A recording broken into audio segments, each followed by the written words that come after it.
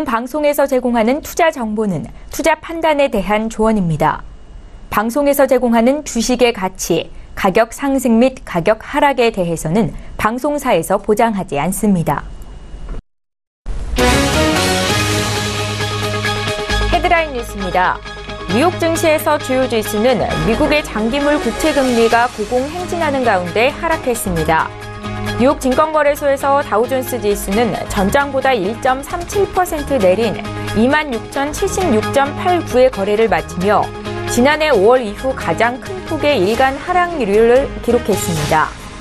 S&P 500 지수도 1.09% 낮은 2,822.43에 기술주 중심의 나스닥 지수는 0.86% 떨어진 7,402.48에 장을 마감했습니다. 지난 11월 미국의 주택가격 상승세가 재고 부족으로 높아졌습니다. S&P 코어로지 케이스 실러에 따르면 11월 전미 주택 가격 지수는 계절 조정 전 기준으로 각각 전월 대비 0.2%, 전년 대비 6.2% 상승했습니다. 11월 20개 대도시 주택가격은 전월 대비 0.2% 상승했고 전년 대비로는 6.4% 높아졌습니다. 1월 미국의 소비자 신뢰도는 반등했습니다. 컨퍼런스 보드는 1월 소비자 신뢰지수가 전달의 123.1에서 125.4로 상승했다고 발표했습니다. 지난해 11월 128.6은 17년 내 최고치였습니다. 월스트리트저널에 따르면 애널리스트들은 123.0으로 전망했습니다. 국제유가가 1%대 하락했습니다.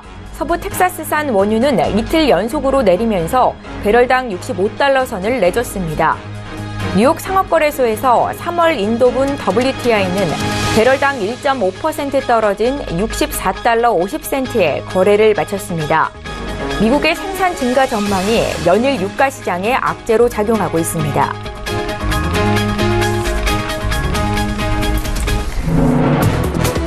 시청자 여러분 안녕하십니까? 출발 증시와이드 1부 시작합니다. 최현정입니다. 간밤 미국 증시 3대 지수가 비교적 큰 폭으로 조정을 받았습니다. 최근 사상 최고치 경신에 따른 부담감이 있었던 데다가 미국의 장기 국채 금리가 상승세를 보이면서 투자 심리가 악화됐는데요. 국채 금리가 빠르게 높아지면 특히 위험 자산으로 분류가 되는 증시에서 자금 유출이 일어날 가능성이 있기 때문입니다. 시장은 이것을 악재로 반응하고 있고요. 다우존스 지수는 1.3% 정도 조정을 받았습니다. 자, 어제 국내 증시도 쉬어가는 움직임이 나타났는데요. 우리뿐 아니라 중국과 일본, 대만 증시도 1%대 조정이 나왔습니다. 급등 피로감이 확인되면서 코스피 지수는 6거래일 만에 약세 전환이 됐는데요. 어제 코스피는 1%대 하락한 2,567의 거래를 마쳤습니다. 최근 급등에 따른 찰실현 매물이 나오면서 전기 전자업종이 2%대 하락세를 보였고 또 철강 금속 업종도 1.8% 내렸습니다. 어제 코스닥도 하락이었는데요. 0.66% 내린 920포인트가 어제 종가였습니다. 자, 오늘도 출증 일부 시간에는 증시에 영향을 미칠 국내외 이슈 분석을 도와드리도록 할 거고요. 오늘 1월 31일 수요일입니다. 출발 증시와이드 일부 시간 지금 본격적으로 시작합니다.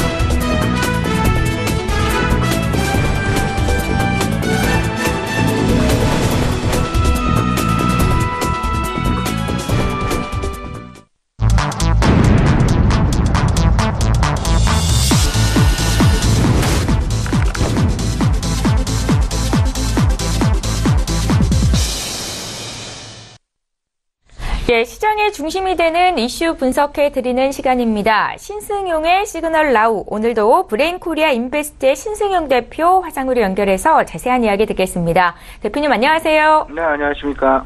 예, 오늘도 첫 번째 이슈부터 보겠습니다. 트럼프 미 대통령이 우리 시간으로 오늘 오전 11시에 의회에서 새해 첫 국정연설을 합니다. 다양한 주제들이 거론될 것으로 예상되고 있는데요. 미국의 경제정책 향방 등 주목할 부분이 어떤 쪽일지 자세히 좀 봐주십시오. 일단 지난번 미국 증시 하락 얘기 조금만 먼저 좀 우리 시청자 여러분께 말씀을 좀 드리고 그리고 트럼프 대통령 연설과 관련된 말씀 좀 드리도록 하겠습니다. 어제 미국 증시가 좀 많이 빠졌죠. 1.3%, 1.4% 내외에 지난 1년간에 지난 5월 대비해서 가장 크게 많이 빠졌던 그런 하루로 지금 평가가 되고 있습니다. 근데 그 빠진 이유 일단 말씀을 좀 드려보면요. 내일이면 미국에서 FOMC 회의가 진행이 되죠. 어제도 그랬고요. 오늘 역시 마찬가지. 최근 이제 그 FOMC 회의를 앞둔 상황에서 항상 이제 금리에 대한 이슈가 시장을 조금 좀 흔들고 있다라는 부분.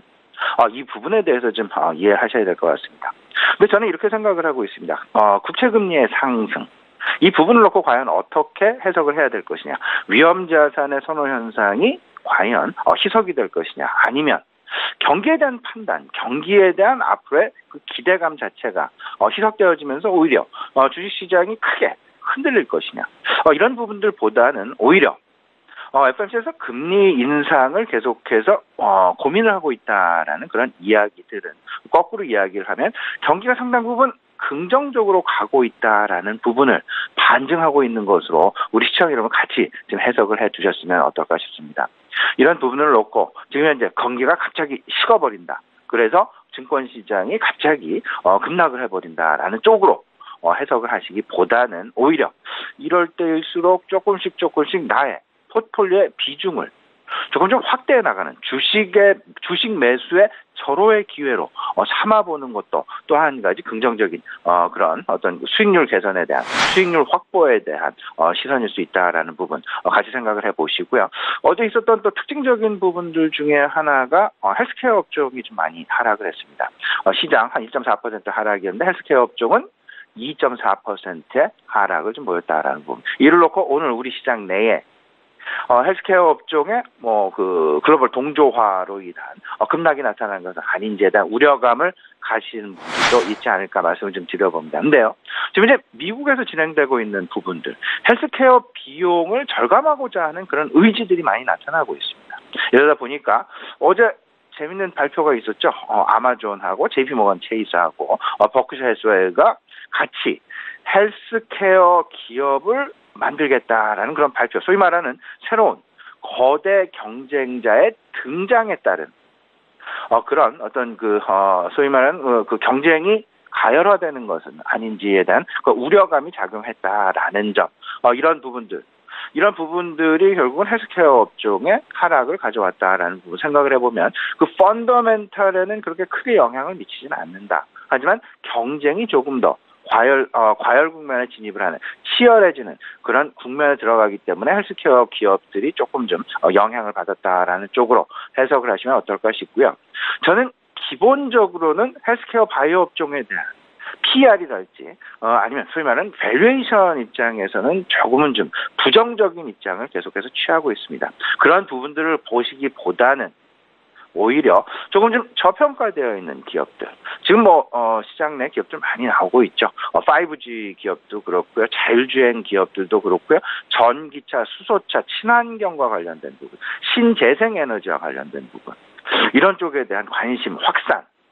한번 우리 시청자 여러분 곰곰이 긍정적으로 생각을 해보셨으면 어떨까 싶습니다. 일단 잠시 후 이제 우리 시간으로 11시에 오전 11시죠. 트럼프 대통령의 신년 연설 예정이 되어 있습니다. 이 속에서 가장 우리가 관심을 갖는 부분은 지금 이제 전체적으로 미국 단결하자라는 그런 초당적인 통합 메시지에 기반을 해서 결국 다양한 그리고 그가 지난 1년 동안 이루어냈었던 경제적인 성과 그리고 프라우드 아메리카라는 자랑스러운 미국을 계속해서 끌고 나가자라는 그런 메시지 담지 않을까라는 전망들이 많이 나오고 있습니다. 특히나 방금 전이었죠.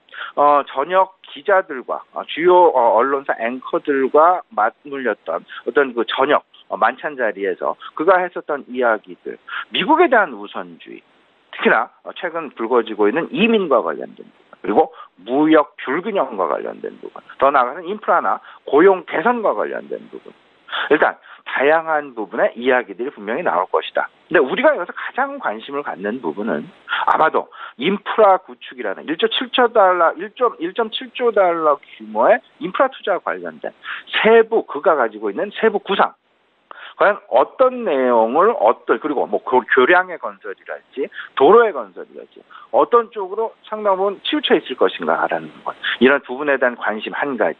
두 번째는 상호 호혜 원칙에 따른 이 부분을 강조를 하면서 결론적으로는 결국은 보호무역을 확대시키고 FTA 재협상과 세이프가드와 관련된 이런 다소간 좀 우리 시장으로는 부담스러운 그런 내용도 포함이 되지 않을까라는 부분. 그러면 이렇습니다. 지금 현재 수출주에 대한 방향성, 다소간 혼조 가능성이 없지 않아 있어 보입니다. 무슨 말씀이냐면요. 최근에 달러화가 약세를 보이고 있다. 그리고 보호무역이 강화되고 있다. 그러면 수출주, 잘 나가는 수출주 두 가지 모두 사실상 부담 요인일 수밖에 없습니다. 달러화의 약세, 원화의 강세, 보호무역의 강화. 원화의 강세는 곧 글로벌 경쟁력의 둔화 부분을 이야기를 하고 있습니다. 이런 부분들 포함해서요. 최근 어제도 국제 유가가 1%가 넘는 하락을 좀 보이긴 했었습니다만은 여전히 제 개인적인 판단으로는 원자재와 경기 민감주에 대한 관심은 유효하다. 왜냐하면 미국 인프라 구축이라는 부분 한 가지, 그리고 중국에서는 경기 회복이 계속해서 나타나고 있다라는 부분. 그렇다 보면 원자재, 경기 민감주 관심을 분명히 가질 수 있다라는 점. 근데 이제 1분기 실적 시즌과 맞물리게 된다라는 부분을 좀 염두에 두실 필요가 있어 보이는데, 그 말씀은 무슨 말씀이냐면요. 1분기 실적 발표를 전후해서 일시적인 차익 실현 매물은 나올 수밖에 없지 않겠느냐. 그러면 이를 어떻게 활용을 할 것이냐. 오히려 저가 매수를 할 수 있는 기회로 삼아보자. 무조건적인 추격 매수는 하지 말되 가격이 조금씩 이제 좀 움직일 때, 소위 말하는 좀 기간 조정이 나타날 때, 이때 조금씩 담아가는. 주식시장은 쉽게 식지는 않을 것 같습니다. 주식시장 상당히 긍정적인 방향으로 가고 있다라는 큰 그림은 여전히 유효하니까요. 문제는 내가 과연 얼마나 싸게 주식을 매수하느냐가 관건일 수 있다라는 부분 같이 머릿속에 넣어두시면서요. 주식 매매 임하시면 어떨까 싶고요. 이제 내일 FOMC가 발표되는, 그러면 지금 시장에서는 금리 동결 쪽에 상당 부분 무게가 쏠리고 있습니다. 하지만 여전히 이에 대한 금리 인상 가능성도 배제하지 않고 있다라는 부분 생각을 해본다라면, 이런 부분 때문에 국채 가격의 상승이 지금 나타나고 있다라고 보시면 될 것 같고요. 그런 부분들 생각을 해보면 지금 현재 일단 시장 조금 좀 FOMC 회의가 마무리가 될 때까지는 좀 변동성이 진행될 수 있다라는 부분 염두에 두시면서요. 너무 공격적인 어떤 추격 매수의 자세보다는 좀 기다리는, 그리고 저점 매수를 할 수 있는 어떤 그런 냉철한 그런 투자 판단도 필요해 보이는 구간이다라는 부분 참고하셨으면 좋겠습니다. 예, 저점 매수의 기회를 잡아야 된다라고 말씀을 하셨는데, 구체적인 투자 의견은 잠시 뒤에 여쭤보도록 하고요. 저희 두 번째 이슈로 넘어가 보겠습니다. 자, 먼저 미 트럼프 대통령의 새해 첫 국정 연설을 앞두고 또 국내 증시에 어떤 영향이 있는지 짚어주셨고요. 다음은 리튬에 대한 이야기가 될 것 같습니다. 전기 자동차 배터리의 핵심 원료죠. 이 리튬 확보를 위한 글로벌 경쟁이 최근 다시 본격화되고 있는데요. 4차 산업혁명을 대비하기 위해서는 역시 기술력과 이 원료 확보가 반드시 필요할 것 같습니다. 우리 기업들은 높은 기술력을 갖고 있기는 한데 핵심 원료인 리튬을 확보하는 게 또 중요할 것 같고요. 우리에게 시사하는 바가 뭔지 자세한 상황 좀 봐주십시오. 네, 우리 시청자 여러분 다들 우리 증권시장에서 지금 이제 진행되고 있는 신재생 에너지, 그리고 친환경 자동차, 전기 자동차, 이 부분에 대한 시장 내 관심 상당히 뜨겁습니다. 근데 그 뒤편에 있는 전기 자동차를 계속해서 만들려다 보면 이에 구동력이죠. 원동력이죠. 그 전기 모터라는 부분 한 가지, 그리고 전기 배터리라는 것 한 가지. 전기 모터에 가장 필요한 핵심 원료는 코발트가 되겠습니다. 코발트의 가격 상당히 급등하고 있다라는 부분 다들 알고 계시라 생각이 되고요. 전기차 배터리의 핵심 원료 리튬이 되겠습니다. 리튬 지난 5년간 무려 200%나 급등하는 그런 모습이 나타났었고, 작년만 해도 그 가격이 1년간 무려 30%요, 40%나 리튬 원료의 가격이 급등했다라는 부분. 분명하게 우리 시청자 여러분들, 전기차라는 거에 관심을 가지시는 건 맞는데 그 전기차의 앞단에 있는 부분까지도 왜 관심을 가져 나가야 되겠다. 결국은 그 원료, 리튬을 생산하는 원료, 그리고 이 부분은 좀 큰 폭에서 말씀을 드려보면 히토류에 대한 관심이 필요하지 않겠느냐라는 부분까지 확대가 가능할 수 있다라는 부분. 히토류 다들 알고 계시죠? 앞서서 말씀을 드렸던 코발트도 그렇고요, 리튬도 그렇고요, 각종 팔라디움도 그렇고요, 각종 히토류에 대한 관심을 분명히 가져야 된다라는 부분.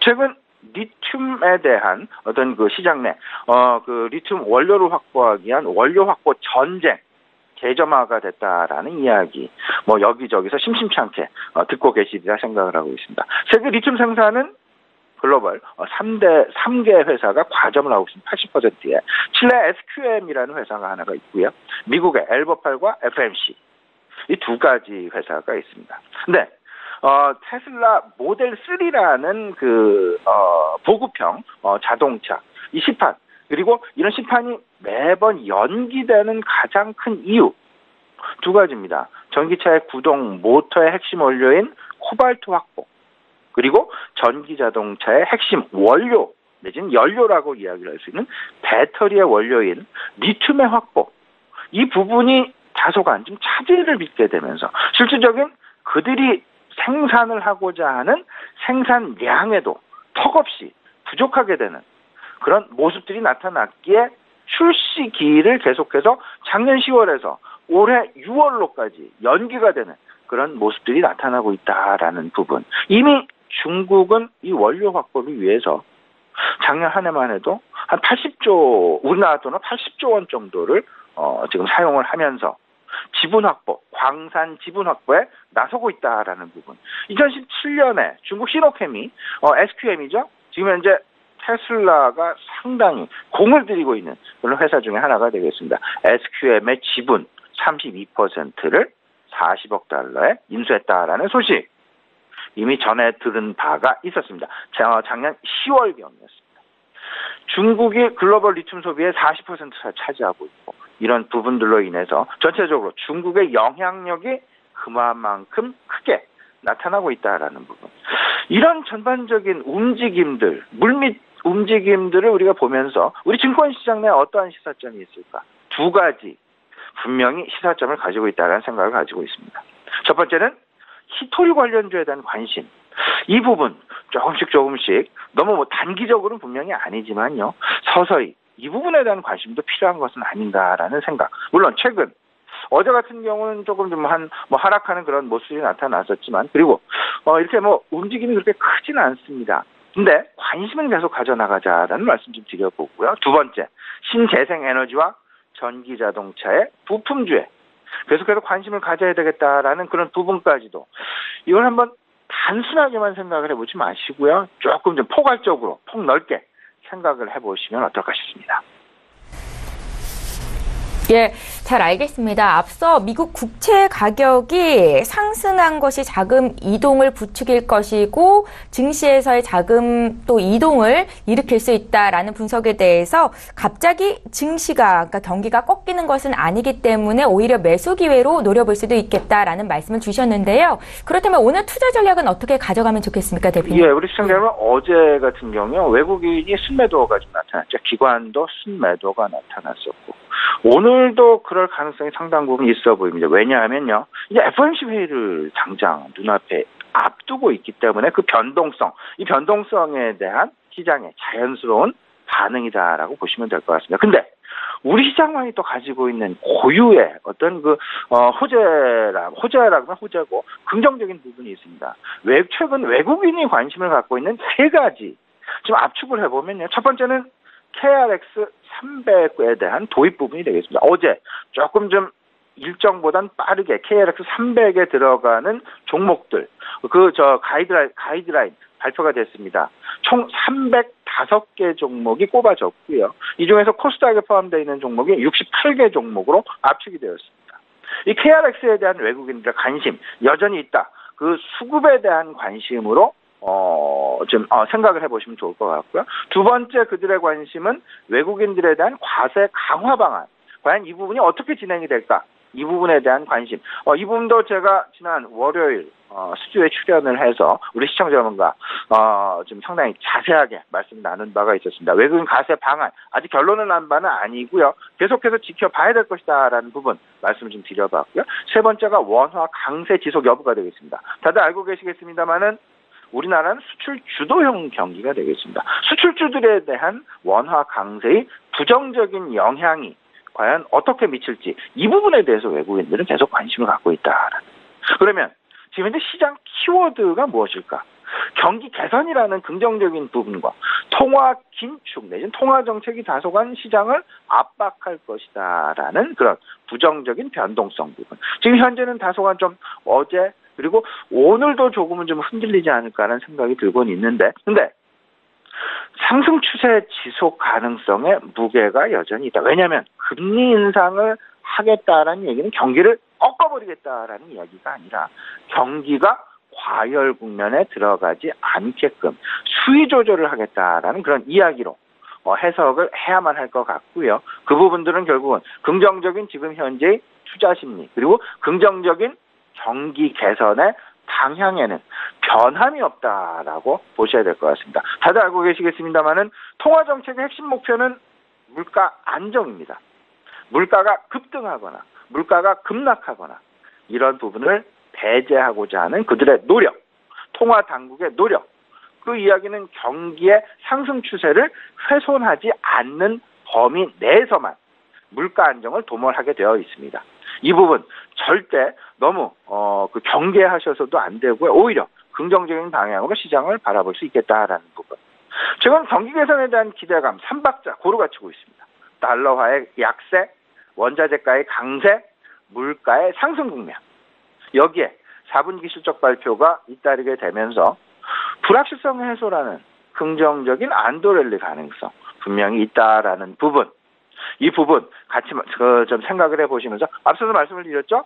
오늘은 어찌보면 KRX 300에 대한 그런 관심, 대외적인 변동성 부분도 분명히 FOMC라는 그런 변동성 부분도 있을 수 있겠지만 우리 시장 내에는 KRX 300에 대한 가이던스 발표, 이 부분에 대한 수급 기대감이 분명히 가지고 있다라는 점. 따라서 저는 코스피는 오히려 경기 민감주에 대한 관심이 여전히 유효하다라는 말씀을 좀 드리고 싶고요. 코스닥 시장은 중국 소비주와 그리고 정부 정책 수혜주의 상당 부분 또한 모멘텀이 지속될 것이다라는 부분 우리 시청자분에게 좀 강조해드리고 싶습니다. 특히나 정책 수혜주에는요. 블록체인 그리고 전기자동차, 5G, 자율주행, 신재생 에너지 다양한 재료들이 시장 내에 포함되어 있다라는 부분, 기대감을 가져도 충분하다라는 부분, 절대 변동성에 흔들리지 마시고요. 긍정적인 투자 마인드 계속해서 유지해 나가시면 어떨까 싶습니다. 예, 경제 이슈 분석하고 오늘도 구체적인 투자 조언까지 들어봤습니다. 지금까지 브레인코리아 인베스트의 신승용 대표 연결해서 자세한 이야기 들었습니다. 고맙습니다. 네, 감사합니다.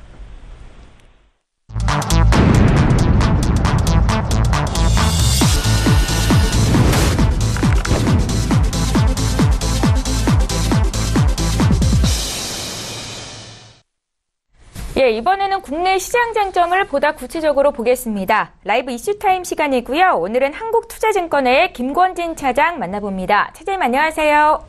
네, 안녕하십니까. 예, 반갑습니다. 한국거래소가 다음 달 5일 출시 예정인 코스피 코스닥 통합지수죠. 새 통합지수 KRX 300지수의 편입이 될 종목을 확정시켰습니다. 어제 장 마감 이후로 종목들이 대거 열거가 됐었는데 시장에 오늘 좀 파장이 있을 거다라고 보시는 전문가들 많으시더라고요. 내용 좀 봐주십시오. 네, 그렇습니다. 실제적으로 수급에 대한 이런 이슈가 많이 되고 있는 것이다라는 얘기를 해드리겠고요. 우리나라에는 어떻게 보면 패시브 자금들이 대부분 다 어떤 이런 코스피 200이나 뭐 코스닥 50에 이런 150에 들어가 있는 종목들이 많기 때문에 실제적으로 여기에 편출이 되는 거에 따라서 종목에 조금 수급이 영향이 좀 많이 있을 수밖에 없다라는 얘기를 해드리겠습니다.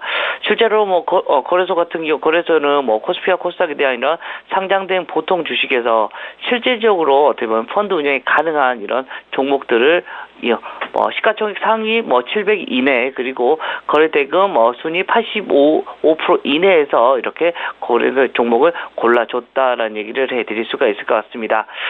연초에 나왔던 얘기가 원래 가이드라인에서는 살짝 코스닥에 대한 비중이 살짝 더 높아졌다, 2% 정도 높아진 모습이었었다라는 얘기를 해드리도록 하겠고요. 실제로 종목 수 같은 경우는 거래소 같은 경우가 한 77% 정도 됐고 코스닥 같은 경우가 한 22% 정도 차지를 하게 됐다라는 얘기를 해드릴 수 있습니다. 물론 시가총액 기준으로는 거래소가 한 91%, 코스닥이 한 8.9% 정도 차지를 하면서 여전히 이런 시가총액 기준으로는 좀 차이가 많이 있구나라고 얘기를 하지만 이번에 조금 많이 좀 편출이 많이 바뀐 게 뭐냐면 가장 많이 되는 게 중소형 대형주들이 조금 편입이 좀 많이 됐다라는 이런 이슈들을 얘기를 해드릴 수 있을 것 같고요. 시가총액 1조에서 4조까지에 대한 이런 종목들이 생각보다 많이 나왔다라는 얘기를 해드립니다. 실제적으로 여기에 있는 종목들이 아마도 오늘의 어느 시장에 어떻게 보면 키포인트가 될 수도 있지 않을까라는 얘기를 해드릴 수가 있을 것 같고요. 이 종목들은 오늘 좀 많이 지금 검색만 한 번씩만 해보시면 아마도 다 확인이 가능할 것이다라는 얘기를 해드리도록 하겠습니다. 예. 저희 두 번째 이슈로 넘어가 보겠습니다. 평창 동계 올림픽 개막이 이제 얼마 남지 않았습니다. 5G 시범 서비스로 혜택을 받을 것이다 라고 예견이 됐었던 통신주가 최근 상승장에도 좀처럼 힘을 받지 못하고 있는 모습인데요. 5G 상용화가 내년 3월로 앞당겨지면서 기대감이 모아지고 있기는 한데 통신주에 대한 생각 어떠신지 좀 들어보겠습니다. 자, 통신주는 대표적으로 어떻게 보면 유틸리티 쪽에 좀 안정적인 주식, 어떻게 보면 시장이 좀 안 좋을 때 좀 많이 움직여주는 주식이라고 생각을 먼저 하셔야 됩니다. 기본적으로. 그런데 그동안에는 어떻게 보면 왜 그러냐면 성장할 때 좀 어떻게 보면 한계가 지어져 있죠. 현금을 계속해서 벌긴 하지만 이런 한계는 있다. 계속해서 얘기가 나왔는데 이번 5G 시대가 되면서 다시 한번 성장을 할 수도 있다는 이런 기대감을 가지고 갈 수가 있다는 얘기를 해드립니다. 즉 결론부터 얘기를 해드리자면 그 통신주를 좀 긍정적으로 바라볼 필요가 있다라는 얘기를 해드리도록 하겠습니다. 실제로 지금 현재 우리 4차 산업혁명이 어떻게 보면 꽃이라고 얘기할 수 있는 게 뭡니까? 결국은 자율주행체다라는 얘기를 해드리겠고요. 그것을 실현시키기 위한 이런 통신 환경이 뭐다? 결국은 5G에 대한 이런 모습이다라는 얘기를 해드리겠습니다. 즉 5G가 먼저 깔려야지만 자율주행차에 어떻게 보면 이런 운행이 가능해지기 때문이다라는 거 얘기를 해드리겠고요. 5G 같은 경우는 전 세계에서는 2020년 정도를 어떻게 보면 상용화의 이런 기간으로 보고 있습니다. 이제 2년 정도 남았다. 근데 우리나라 같은 경우는 우리 앞에서 아나운서님 얘기해 주셨던 것처럼 내년 3월 정도를 상용화 시기로 잡고 있었습니다. 실제적으로 우리나라는 사실은 내년 하반기 때 상용화에 대한 이슈가 났었는데 실제적으로 이걸 좀 앞당겨주는 모습이 나오고 있다는 거 얘기를 해드리겠고요. 이렇게 되면 당연스럽게 통신주들 그리고 통신 장비주들에 대한 이런 기대감이 계속해서 올라와 줄 수가 있을 것이다라는 얘기를 해드리겠고요. 지금 평창올림픽에서도 이번 KT 쪽에서 5G 실현을 해서 구현을 해준다고 얘기가 나오고 있습니다. 이것 때문에 주가가 좋아질 수 있다라는 얘기를 해드릴 수가 있을 것 같고요. 주가 라인들은 아마도 여기에 대한 흐름이 찾아올 수가 있다라는 안내를 해드릴 수 있습니다. 주가 라인들 위로 더 많이 올라갈 수 있을 거다라는 거. 단 이번 1분기 때 바로 이 평창 올림픽 기간에 다시 한번 수혜를 많이 받을 수가 있을 것 같고요.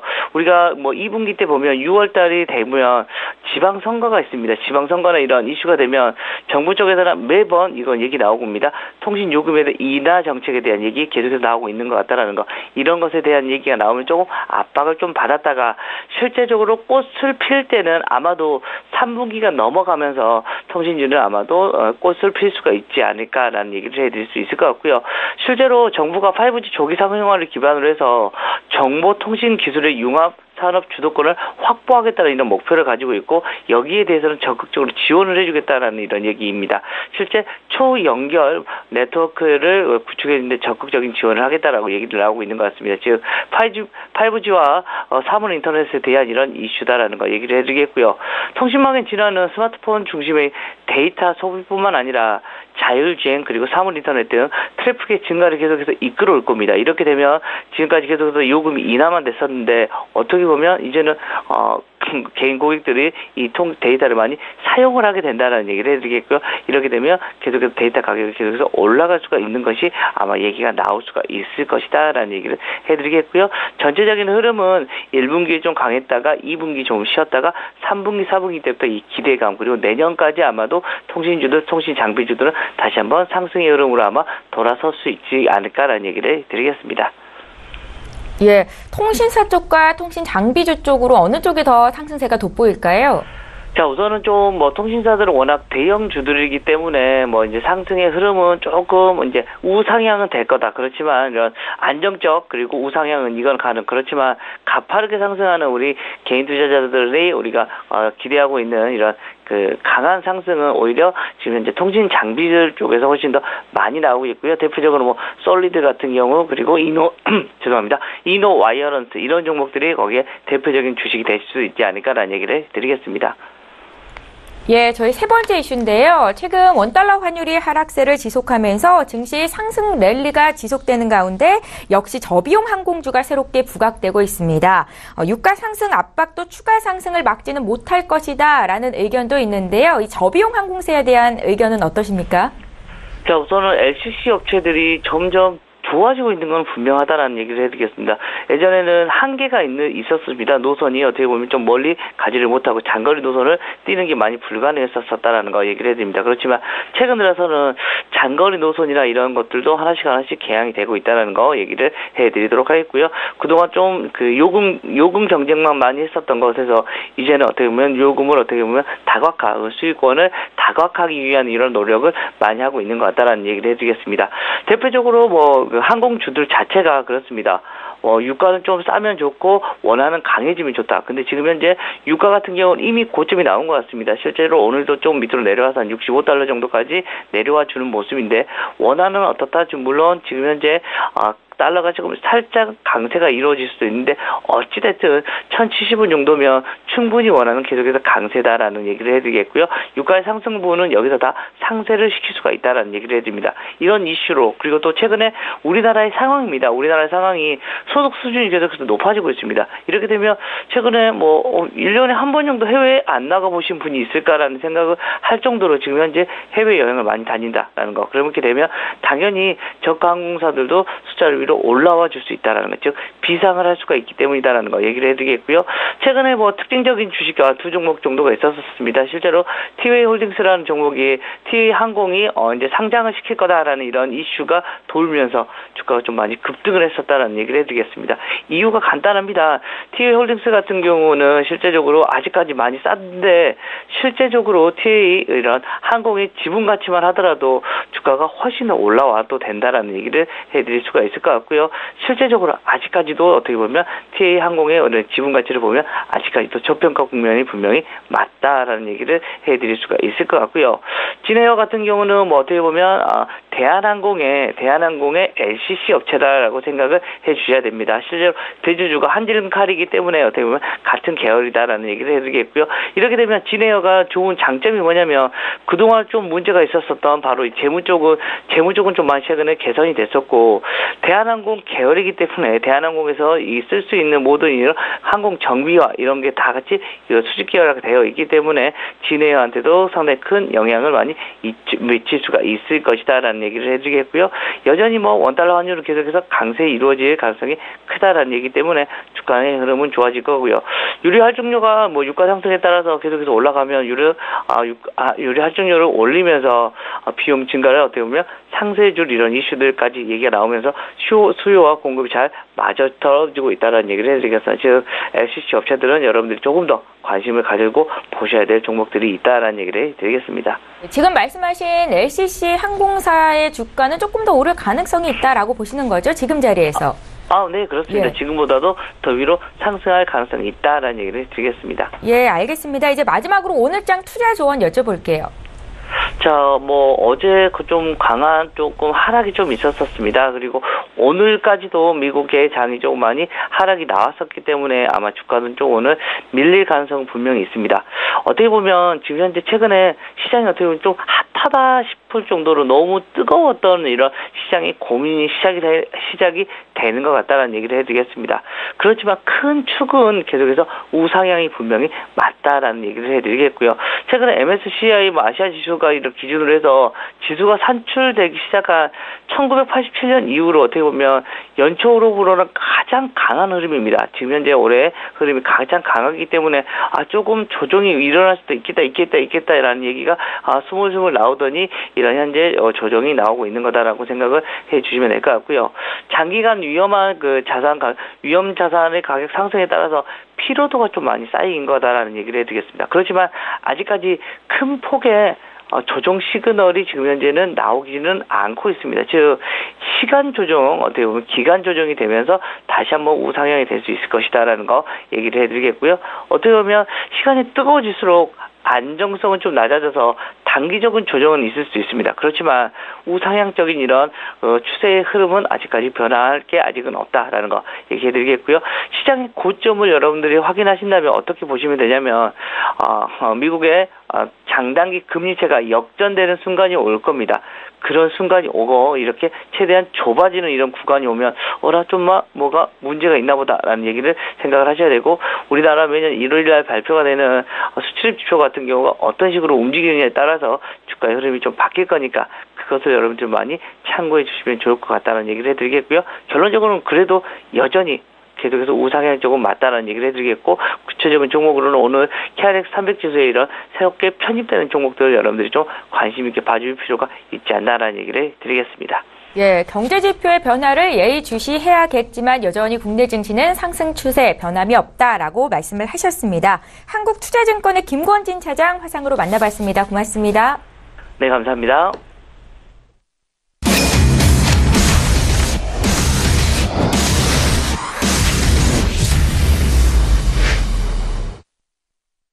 예, 국내외 선물 시장 투자 전략 여쭤보는 시간이죠. 선재 트레이더의 선물 하이킥, 오늘도 선재 트레이더 화상으로 연결해 보겠습니다. 안녕하세요.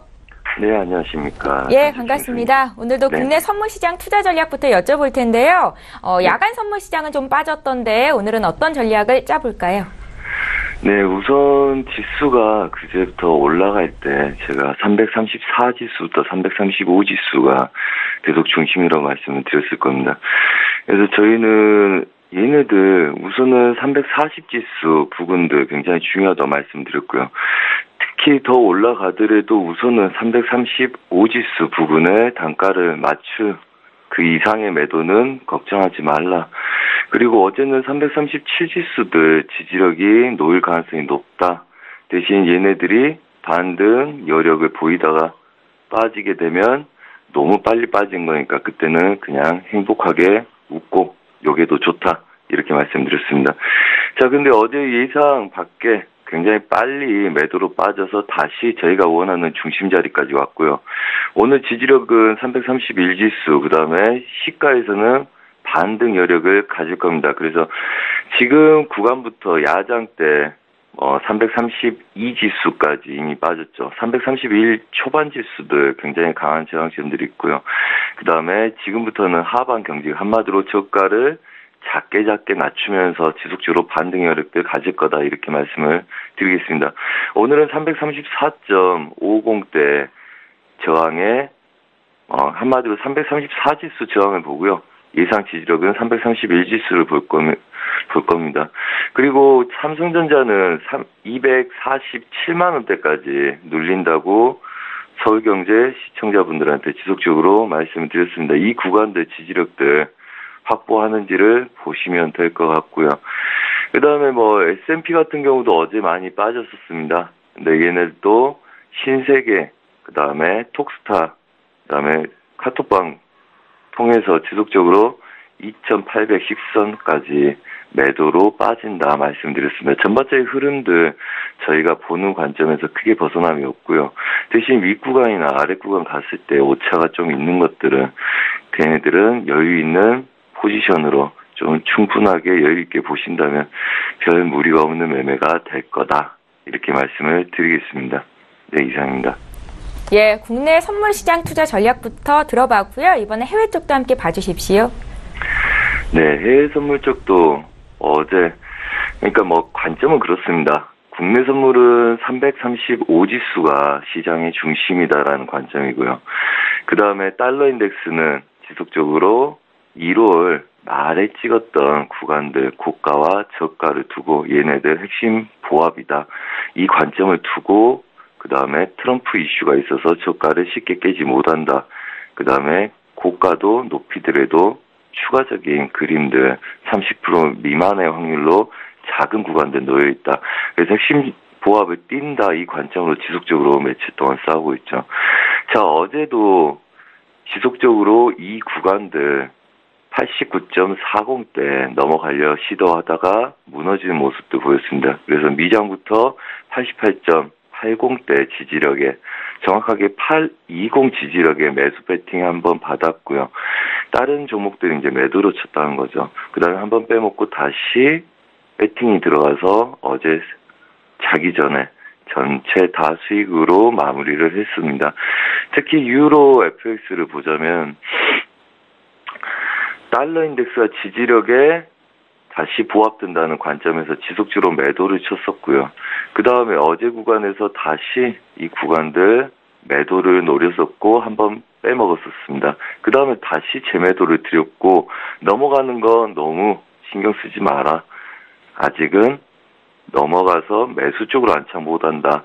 그래서 12시가 넘어가면서부터 급락을 줬었고요.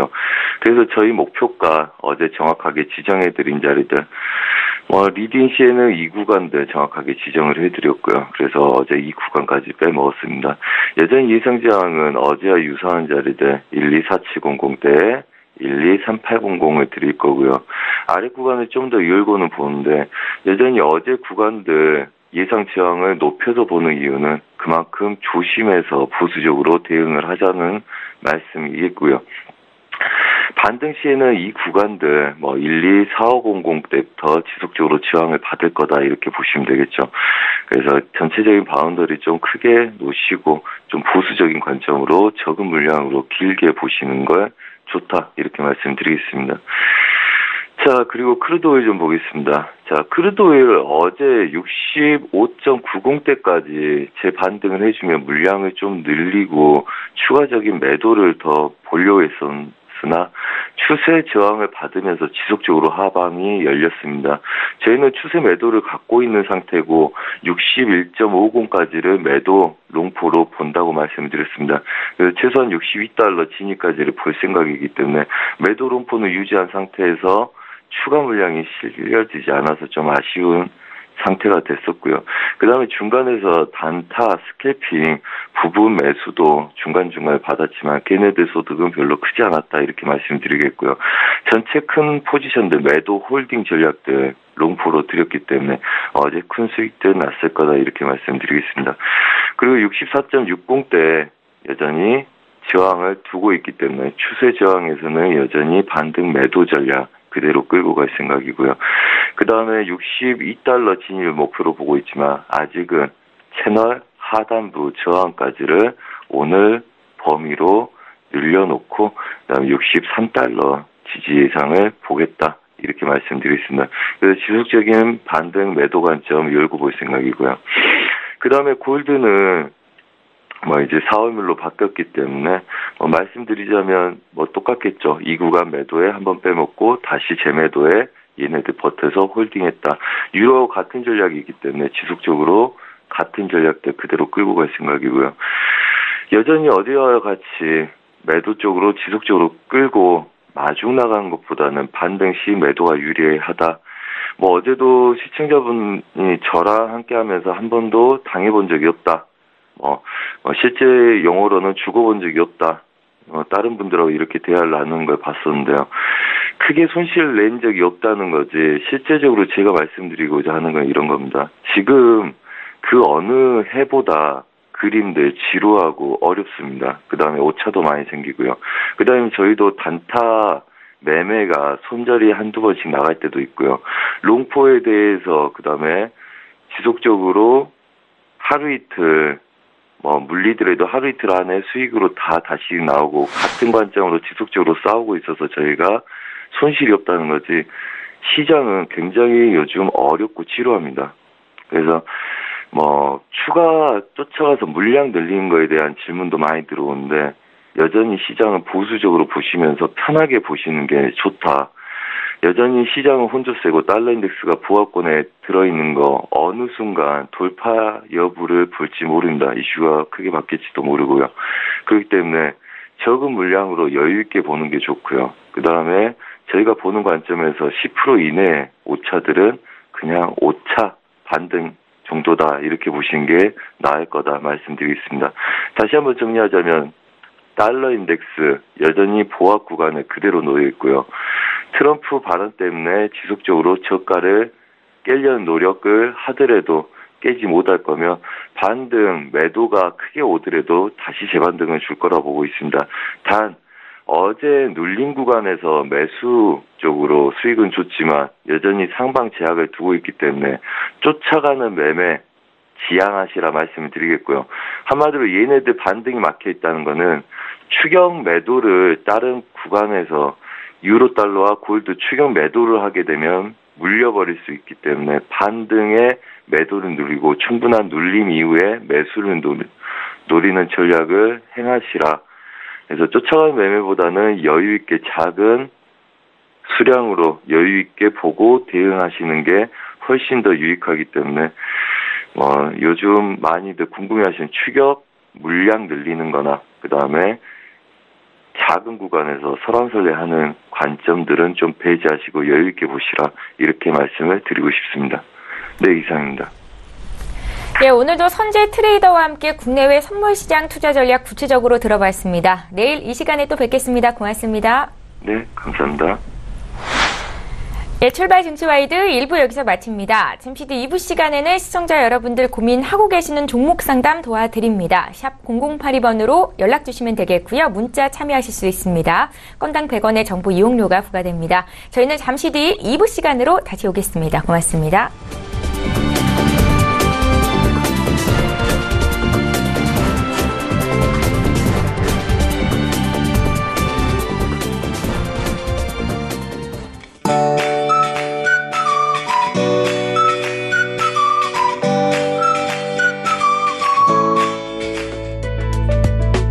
안녕하세요. K웨더 라이프스타일 예보 윤재양입니다. 정말 길게 이어졌던 강추위가 오늘은 잠시 주춤하겠습니다. 서울의 아침 기온 영하 3도로 어제보다 크게 높은 모습인데요. 한낮에는 영상의 기온이 예상됩니다. 다만 어제 눈이 내렸던 서울 경기와 강원 영서에는 내린 눈이 얼면서 빙판길 사고가 우려됩니다. 각별히 주의하셔야겠습니다.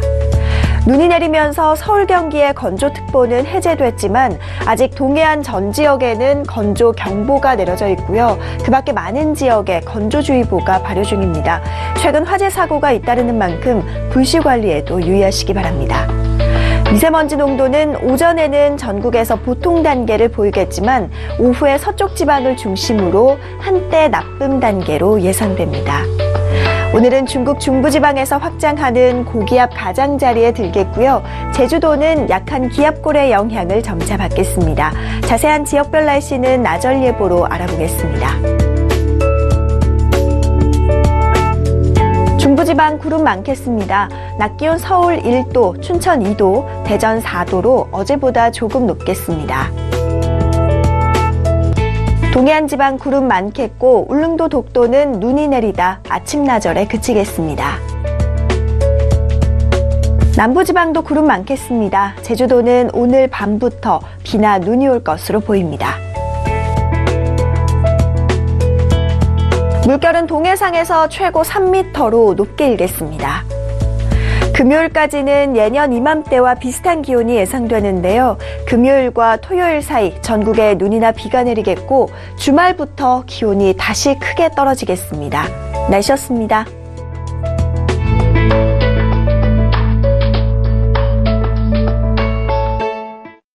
본 방송에서 제공하는 투자 정보는 투자 판단에 대한 조언입니다.